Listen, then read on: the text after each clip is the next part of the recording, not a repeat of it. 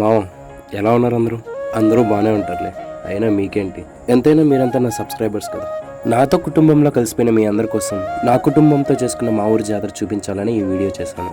ఇదంతా సరే గానీ చాలా మందికి పల్లెటూరు అంటే చాలా చిన్న చూపు ఉంటుంది. కానీ అసలు విషయం ఏంటంటే ఈ పట్టణాలు కూడా పల్లెటూరులకు పుట్టిన బిడ్డలు లాంటివి అనమాట. నో ఆఫెన్స్ మావ, నాకు పల్లెటూరు అంటే ఇష్టం అని చెప్తున్నా అంతే. ఎస్పెషల్లీ మా ఊరంటే అదే గొల్లపాలెం.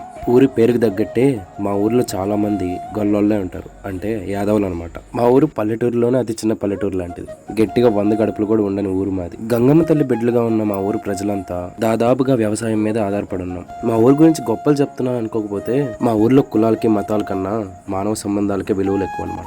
మా ఊర్లో ఉండే జనాలకి ఒకరితో ఒకరికి రక్త సంబంధాలు లేకపోయినా ఊర్లో ఉన్న ప్రతి ఒక్కరిని బంధువుల్లానే భావిస్తారు, బంధుత్వంతోనే పిలుస్తారు. అంటే ఊరంతా ఒక కుటుంబం అనమాట. అయితే మా ఊరంతా కలిసి ఒక కుటుంబం లాగా ఎంతో సంతోషంతో అధునాతనమైన పాత సాంప్రదాయాలతో కలిసి చేసుకునే జాతరే మా ఊరి గంగమ్మ జాతర.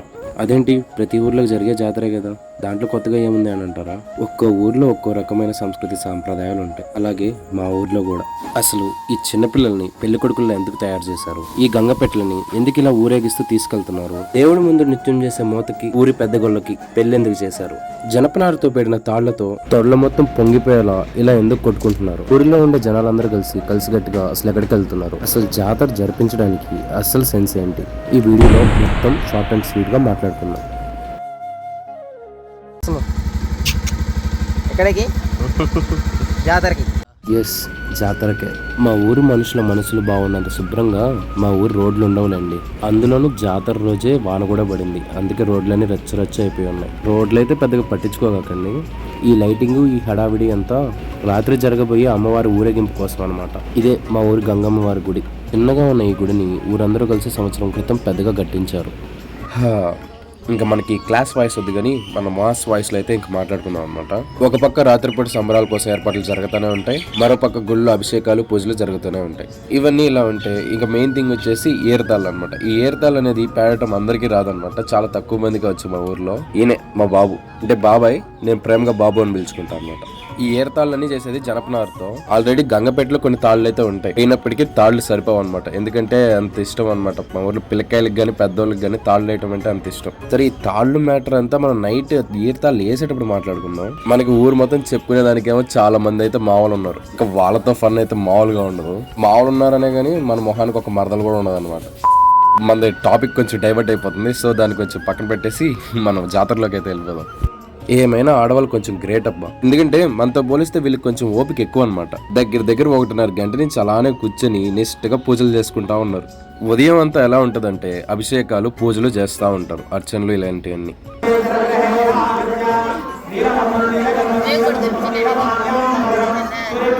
నేను చెప్పాను కదా గంగపెట్టలో ఆల్రెడీ కొన్ని తాళ్ళు ఉంటాయని చెప్పేసి పాతవి, అవి ఇవే అనమాట. దానికి పసుపు పూసేసి కుంకుమ చేసి మొత్తం పెట్లు అయితే పెట్టేస్తుంటారు. ఈ పెట్టిని గంగపెట్టి అంటారు. ఈ ఏర్తాళ్ళని దీంట్లోనే భద్రపరుస్తారు అనమాట.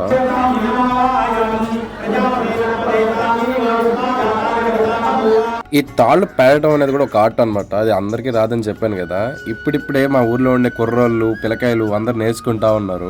ఎందుకంటే ఆర్ట్ అనేది మా ఊర్లో కొంతమందికే వచ్చు కదా, వాళ్ళు అన్ని సమయాల్లో అందుబాటులో ఉండరు. అదే కాదు, పిల్లకాయలకు కూడా కొద్దిగా ఇంట్రెస్ట్ లేండి.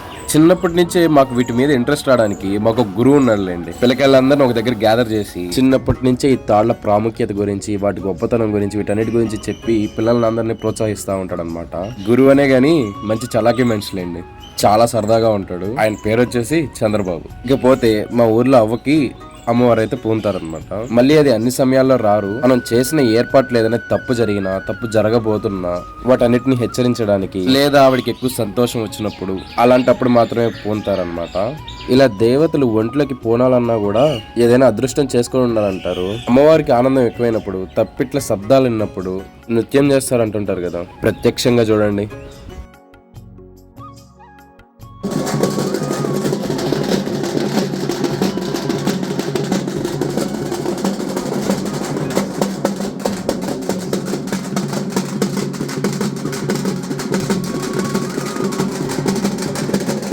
ఇలా అయిన తర్వాత అమ్మవారు శాంతించడానికి, ఆ అవ్వ ఒంట్లోంచి వెళ్ళిపోవడానికి నిమ్మకాయ కొరికిచ్చి పసుపు నీళ్ళు అయితే చల్లుతారనమాట. ఆ తర్వాత పాత తాళ్ళు కూడా ఒకసారి తీసి మొత్తం రిపేర్ చేస్తారన్నట్టు. ఎందుకంటే పాత తాళ్ళని వేసి సంవత్సరం అయిపోయి ఉంటది, వాటన్నిటిని మళ్ళీ ఒకసారి పూర్తిగా మంచిగా పెడతారనమాట. బంగారం ఇదిగో ఈ పెద్దవిడే మా ఇంటి బంగారం. మా అన్నయ్య కూతురు, పేరు లోక్షిత అలియాస్ లక్కీ. బాగా అల్లరి పిల్ల. మా దగ్గర అంతా కొంచెం బ్రదర్హుడ్ ఎక్కువ అనమాట. వాస్తవానికి అన్నలు తమ్ముళ్ళే అయినప్పటికీ అందరం కలిసి మంచి ఫ్రెండ్స్ లా ఉంటాం. ఈ తల్లే మా ఊరి దేవత, గంగమ్మ తల్లి. ప్రేమ ఎంతో, కోపం కూడా అంతే ఉంటుంది. ఇక మీకు అస్సలు సిస్సలైన మందలు చెప్తా చూడండి. దేవుడికి సేవ చేస్తూ బ్రతికే వాళ్ళు కొంతమంది ఉంటారు. అంటే దేవుడికి జరిగే కార్యక్రమాల్లో దేవుడి కోసం నృత్యం చేసేవాళ్ళు అనమాట. వాళ్ళనే మోతలు అంటారు. ఈవిడ ఈ అక్షంతలు ఎందుకు ఇస్తుందంటే ఊరి పెద్ద గొల్లకి ఈవిడకు పెళ్లి అయితే చేస్తారనమాట. అది ఎందుకు అలా చేస్తారంటే అదొక పాత సాంప్రదాయం అన్నట్టు. అందరి ముందు అదొక తాత్కాలిక పెళ్లి జరిపించి పెద్ద గొల్ల మెడలో గబ్బలు మాలేసి అందరి ముందు ఇద్దరు కలిసి ఒక చిందెయ్యాలి. ఇదంతా మీకు చూపిస్తే ఇంకా చాలా బాగా అర్థమవుతుంది. దేవుడికి సేవ చేసే వాళ్ళలో వీళ్ళు కూడా ఒకరు అనమాట. వీళ్ళని కుమ్మరి వాళ్ళు అంటారు. వీళ్ళు గానీ లేకపోతే తిరునాళ్ళు అసలు జరిపించలేము. ఎందుకంటే తిరునాళ్ళలో భాగంగా వీళ్ళ సేవ అయితే చాలా అవసరం అనమాట. మీరే ఒకసారి వీక్షించండి.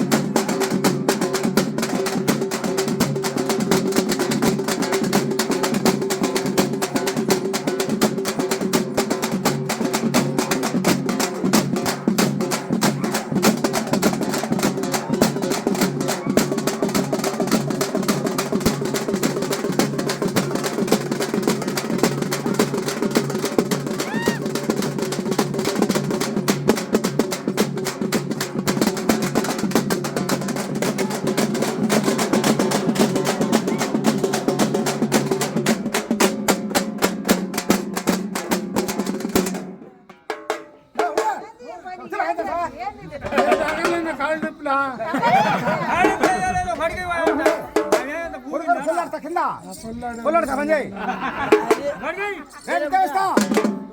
ఏమంటే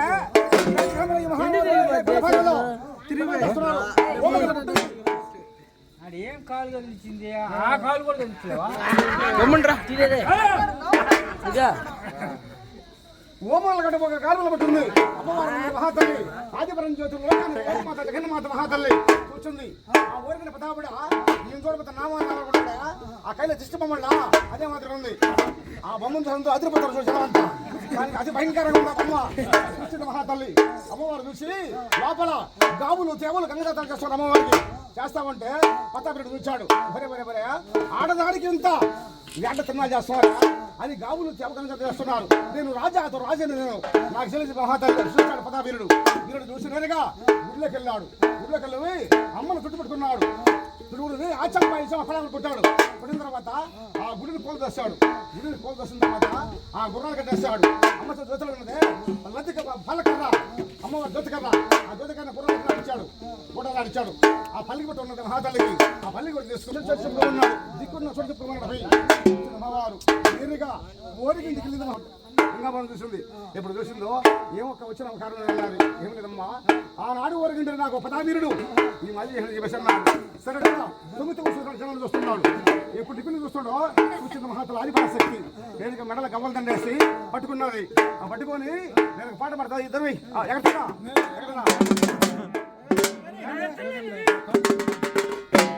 చేతులైనా ఊపో.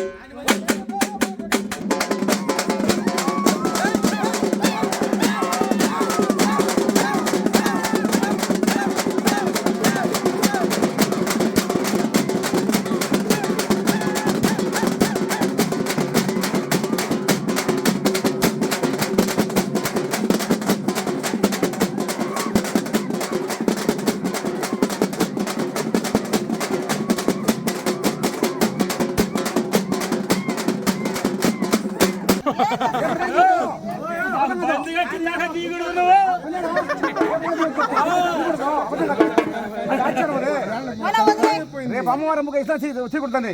ఆ హట్ట ఉండాలి, నీ మెల్ల ఉండాల్సిందే. స్నానం చేసుకో మన మామూలుగా ఆ పని చేసుకో.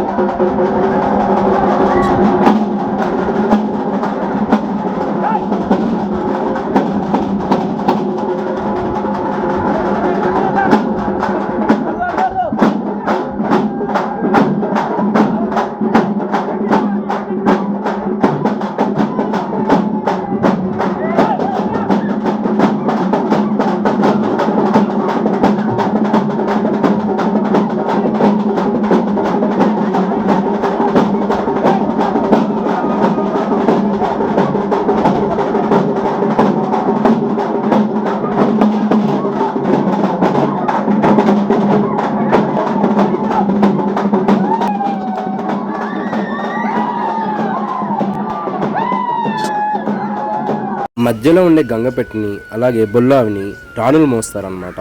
కానీ మరోవైపు ఉన్న బస్వామిని మాత్రం ఓన్లీ రాజులు మాత్రమే మోస్తారు. ఇలా ఊరు మొత్తం తప్పెట్లు కొడుతూ సందడిగా మా ఊరు చివరున్న రేవు వరకు తీసుకెళ్తారు. రేవు వరకు ఎందుకు తీసుకెళ్తున్నారంటే అక్కడ పెట్టేసి అక్కడ మరీ ఇంకో కథ చెప్తారనమాట కుమ్మరోళ్ళు. ఈ గంగపెట్టిని తీసుకెళ్లి మా ఊరు చివరున్న రేవు అని చెప్పాను కదా, రేవు అంటే వరవ అనమాట మా ఊర్లో వాళ్ళు పిలిచేది. ఆ వరవ దగ్గర పెట్టేస్తారు. ఈవినింగ్ వరకు అక్కడే ఉంటది. ఆ వరవ దగ్గర దానికి సంబంధించిన కథలేవో చెప్తారనమాట.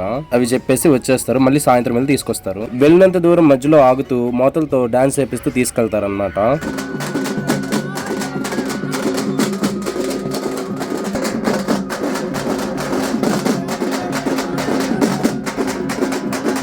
కాసేపు తర్వాత బస్వామని తీసుకొని నేను కూడా మోసాను. ఇక్కడ రేవని చెప్పాను కదా, అది ఇదే అనమాట. ఇక్కడ టెంట్ వేసేసి ఇక్కడ కిందకి దించేస్తారు. పెట్లన్నీ కిందకి దించేసి బస్వామని బొల్లవని కూడా కిందకి దించేసిన తర్వాత కాసేపు అక్కడ ఏదో కార్యక్రమాలు చూసుకొని కథ అయితే చెప్తారనమాట కుమ్మరు వాళ్ళు కథ చెప్పేసిన తర్వాత ఇంకా అందరూ ఎవరింటికి వాళ్ళు వెళ్ళిపోతారు. మళ్ళీ ఈవినింగ్ వచ్చేసి మళ్ళీ ఇవన్నీ తీసుకెళ్ళిపోతారనమాట. వీళ్ళందరూ పెళ్లి కొడుకులు అనమాట ఈరోజు. ఎందుకు ఏంటి అనేది కూడా చెప్తాను వినండి. మధ్యలో బొట్టు పెట్టుకో ఉన్నాడు కదా, వాడు వచ్చేసి పతాను అనమాట, అంటే రాణి. మిగతా వాళ్ళంతా రాజులు. ఎవరి ఎడమ చేతికైతే కంకణం కట్టి ఉంటుందో వాళ్ళు రానని, కుడి చేయిలకు కట్టిన వాళ్ళందరూ రాజులని. అసలు వీళ్ళందరినీ పెళ్లి కొడుకుల్లాగా ఎందుకు తయారు చేస్తున్నారంటే పట్టాలు ఎక్కబోతున్నారు అనమాట. పట్టాలంటే రైల్వే పట్టాలు కాదు, ఇవేంటంటే అధికారం అనమాట. ఒక హక్కు క్రియేట్ చేసుకుంటున్నారు అనమాట. ఎలా అంటే ఇప్పుడు తాళ్ళు వెయ్యాలంటే ఒక హక్కు కావాలన్నమాట. ఆ హక్కు పొందడానికి ఈ రకమైనటువంటి కార్యక్రమం చేయాల్సి ఉంటుంది. వాళ్ళు పెళ్లి కొడుకులాగా తయారయ్యి ఇది ఒక ఎలిజిబిలిటీ అనుకోండి. ఏదో తాళ్ళు వేసుకోవడానికి మాత్రమే ఇది హక్కు లాంటిది కాదు. మినిమం 15 ఏళ్ళు దాటిన పిల్లలు దీంట్లో పట్టాలు ఎక్కిన తర్వాత ఏం చేస్తారంటే వీళ్ళకి ఒక హక్కు వస్తుంది అనమాట. వాళ్ళ తల్లిదండ్రులు ఒకవేళ చనిపోయినా కానీ వీళ్ళు కర్మ చేసేదానికి ఎలిజిబుల్, అంటే కర్మ చేసేదానికి వీళ్ళకి ఒక హక్కు ఉంటుంది అనమాట.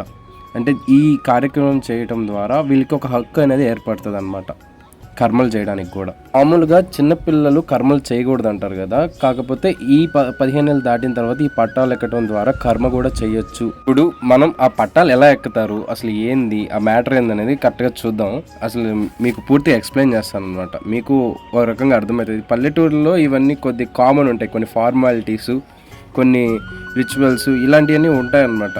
పల్లెటూరు వాళ్ళు మూఢనమ్మకాలు అనుకోండి, ఏమైనా అనుకోండి, కానీ ఇవి పల్లెటూరు వాళ్ళ సంస్కృతి సాంప్రదాయాలు అనమాట. ఎప్పటి నుంచో వస్తున్నవి, ఇప్పుడు ఇవన్నీ మన తాతలు ముత్తాతలు చేసినవే. సో వాళ్ళని మర్చిపోకూడదు, వాళ్ళు చేసినవి మర్చిపోకూడదు, వాళ్ళు పెట్టిన ఆచారాలు, వాళ్ళు పెట్టిన పద్ధతులు మర్చిపోకూడదు.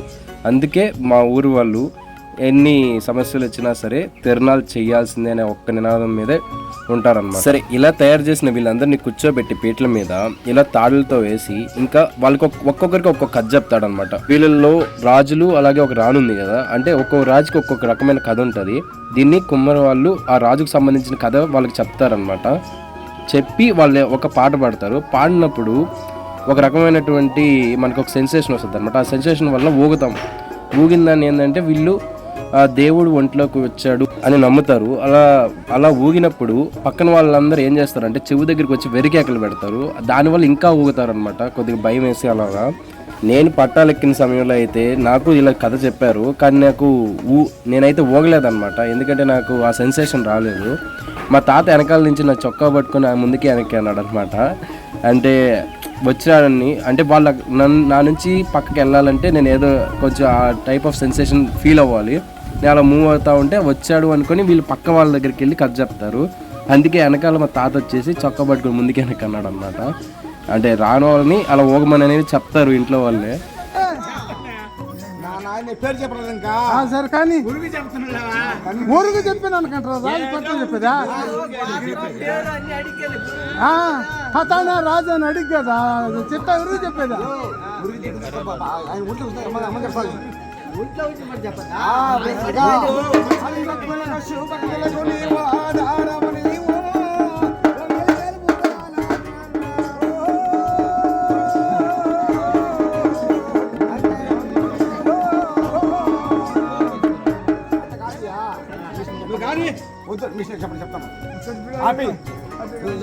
అడగమంట ముందా అడుగు అయ్యా నువ్వు రాజువా పతాను అని అడగరా నాయన? రాజు పతాను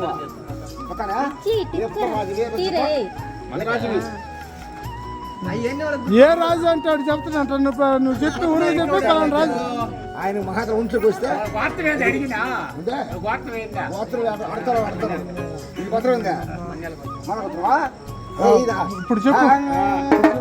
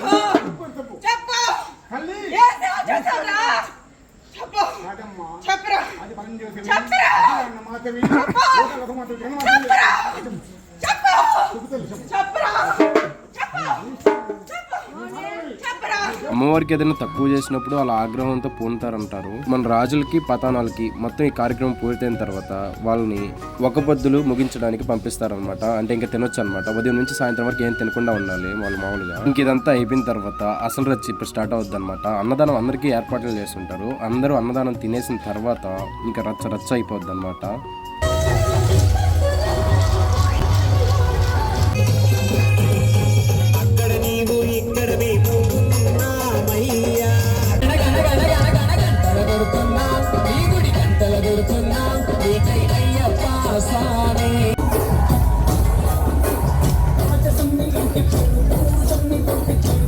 ఏంటి వీడన్నీ కొంచెం కొంచెమే చూపిస్తున్నాడు, పూర్తిగా చూపించలేదని చెప్పేసి తిట్టుకోకండి. ప్రాబ్లం ఏంటంటే వీళ్ళు వెనకాల పాటలు పెట్టున్నారు. పాటలు కానీ పెడితే కాపీరైట్ పడిపోద్ది, నాకు ఛానల్ మొత్తం ఎగిరిపోద్ది.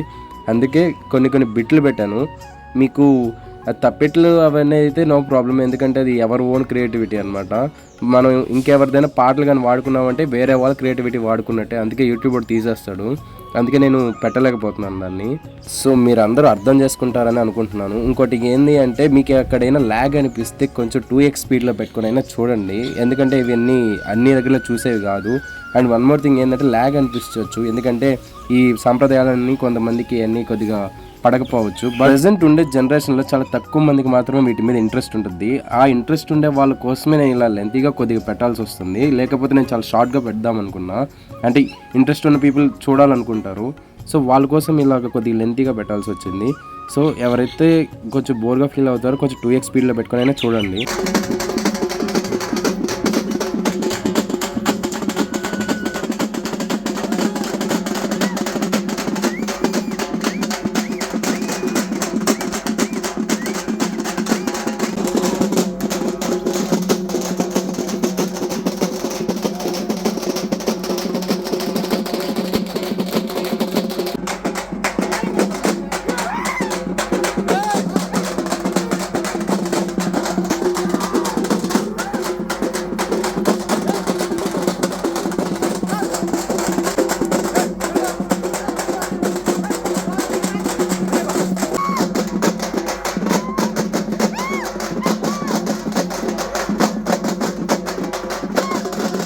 వయసు అనేది ఒక నెంబర్ మాత్రమే మామ.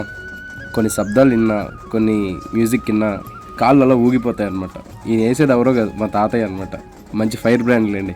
ఒక చుక్క వేసాడంటే నేలేంటి గాల్లోకి వెళ్ళి డ్యాన్స్ ఏమన్నా వేస్తాడనమాట.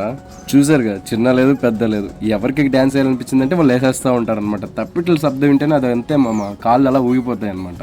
మా ఊరోళ్ళందరికీ ఇలాంటి చిన్న చిన్న ఆనందాలతో చాలా హ్యాపీగా ఉంటారు. ఏమో మా ఊరోళ్ళు మాత్రం ఈ వీడియో చూస్తే మాత్రం చూస్తూనే ఉంటారనమాట. ఎందుకంటే వాళ్ళకి అంత ఇష్టం.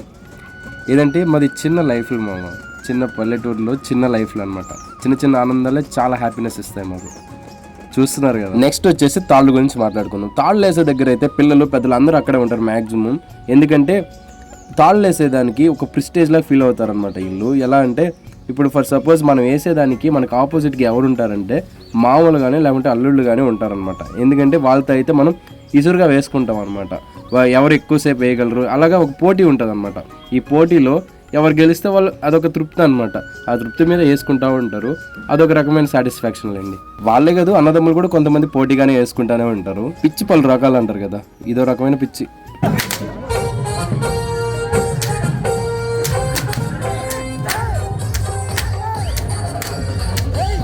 ఆ మ్యూజిక్కి మా వాళ్ళు వేసేదానికి బీభత్సంగా సెట్ అయింది, కానీ కాకపోతే వెనకాల బ్యాక్గ్రౌండ్లో సాంగ్ వల్ల కాపీరైట్ పడిపోద్ది, పెట్టలేకపోతున్నా అసలు. ఏంటంటే డీజే దగ్గరగా ఉంది. డీజే దగ్గరగా ఉన్నప్పటికీ సౌండ్ ఎలా వస్తుందో గమనించండి. ఎంత పెద్ద డీజేలు పెట్టున్నా, ఎంత స్పీకర్లు పెట్టున్నా వాళ్ళు కొట్టుకునేదానికి సౌండ్కి చెవులు గీ అంటే అంతలా సౌండ్ వస్తుంది అనమాట.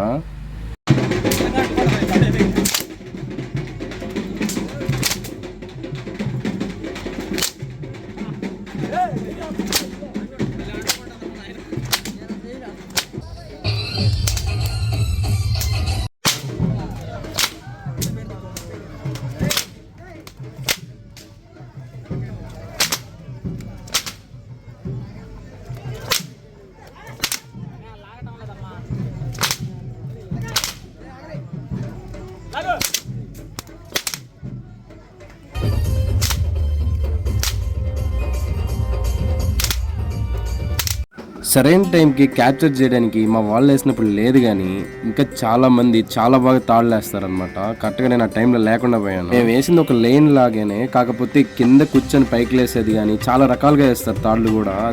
అదొక రకమైనటువంటిది అనమాట. మా ఊరు వాళ్ళకి మాత్రం తాళ్ళు వేసే దాంట్లో ఒక స్పెషల్ స్టేటస్ ఉందన్నమాట. వేరే ఊరు వాళ్ళు కూడా పిలుస్తారు మా వాళ్ళని, తాళ్ళు ఎద్దురు రండి మా ఊర్లో అని. అంత బాగా వేస్తారు మా ఊరు వాళ్ళు. దేవుడు ఊరేగింపులో ప్రతి వీధి తిరుగుతుంది, ప్రతి ఇంటి దగ్గర ఆగుతుంది అనమాట అమ్మవారు. అందుకే రాత్రి మొత్తం ఊరేగింపు జరగతానే ఉంటుంది. ఇక కాసేపు డీజే దగ్గర కూడా చిల్ అవుదాం పదండి.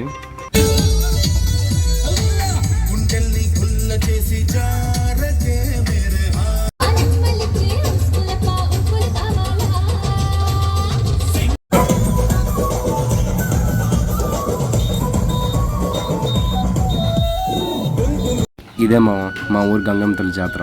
నచ్చిందా? నచ్చితే మాత్రం ఒక లైక్ కొట్టేసి సబ్స్క్రైబ్ అయిపో. ఇప్పటికీ చాలా కష్టపెట్టేశాను అనుకుంటా మిమ్మల్ని అందరినీ. సరే మరి, సరే మామ, బాయ్ బాయ్.